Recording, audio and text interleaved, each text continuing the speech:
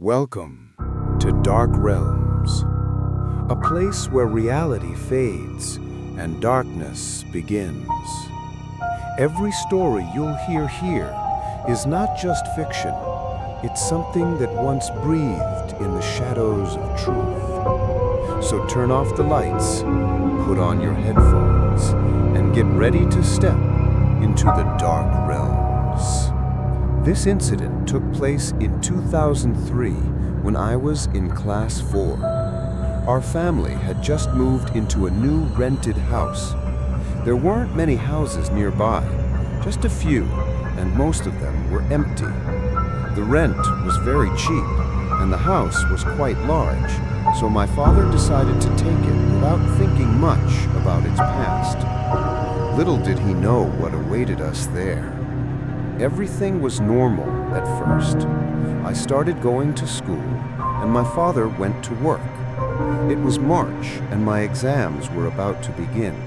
About 2 or 3 houses away, some construction work was going on. During the summer, children often played outside till late at night because back then, not everyone had mobile phones.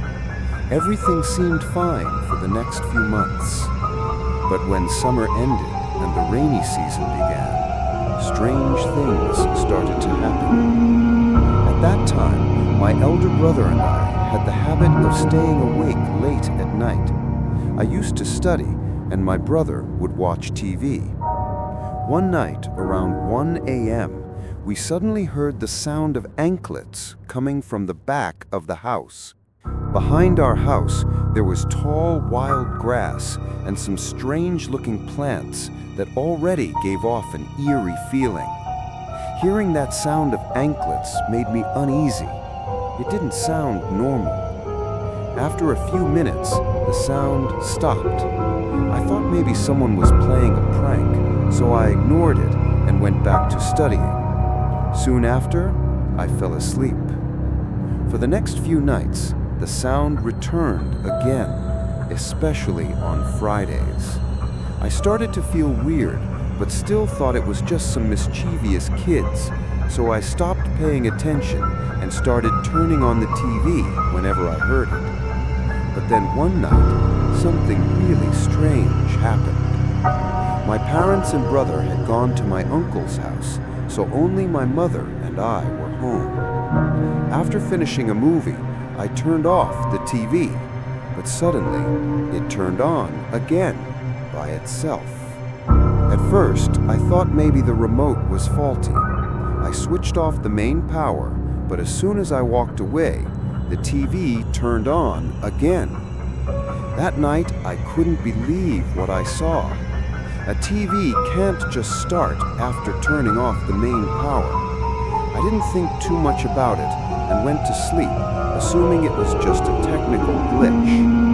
I never believed in ghosts or spirits. I had never seen a ghost story on TV or heard one in real life, so I just brushed it off. But as days passed, my parents started arguing a lot. Things were getting worse day by day, something that had never happened before. I was becoming more aggressive, angry, and strange. Sometimes when I got angry, I would beat my own legs with a stick, something I had never done before. Looking back, that moment was terrifying. Then winter arrived. One night after midnight, the same anklet sound returned. But that time, I fainted out of fear. It was raining heavily, and the night was freezing cold. All the fans were off, and the silence made every sound clearer. That night, for the first time, I truly felt afraid. Until then, I thought it was just someone's prank. But in that cold and rain, who would walk outside wearing anklets? From that day, I started connecting everything. The arguments, the TV turning on, my strange anger, and realized something unseen was with us. At night, whenever I went to the bathroom, I always felt like someone was watching me from the window, or a hand would suddenly come out of it. My fear kept growing. I stopped watching TV or studying at night. I didn't tell anyone because I knew no one would believe me. Then strange things began happening around the house. Small items disappeared, and some things broke without reason. One night, around 11:30 p.m., I went outside to check things. Since some guests were visiting, I felt a bit brave. As I looked around, I noticed someone standing near the window of the empty house next door. But when I looked closely, the window was closed. I ran inside, terrified, and never went out alone again. Days passed, and I started watching serials every evening just to distract myself. It helped for a while. The strange events slowed down. But one night, something happened that I'll never forget. It was January. Only my brother and I were home. I had dinner early and went to sleep around 11 p.m. In the middle of the night, around 2 a.m., I heard my brother screaming. He said, "Someone's standing near the door." I told him, "Look properly. No one's there. Maybe you imagined it." But he shouted, "No, someone is there right now." He quickly turned on the light, but there was no one. That night, we stayed awake with the lights on until morning. 2 nights later, my greatest fear came true. I was sleeping when I felt something heavy pressing down on my chest. I tried to move, but couldn't.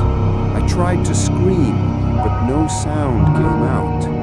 It felt like something invisible was holding me down with full force. I couldn't move my hands or legs. It was horrifying. For a few seconds, I thought I was going to die. After that, I fainted. When I woke up the next morning around 11 a.m., I felt as if I had returned from a dark, suffocating place. My whole body was weak. I told my brother everything, and when our parents returned, he told them too. That night, even they heard the sound of anklets. Finally, my father decided to find the truth.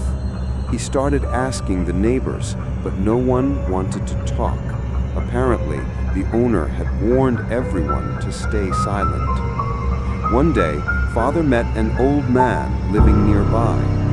The old man told him the truth. Behind our house, a girl's dead body had once been found.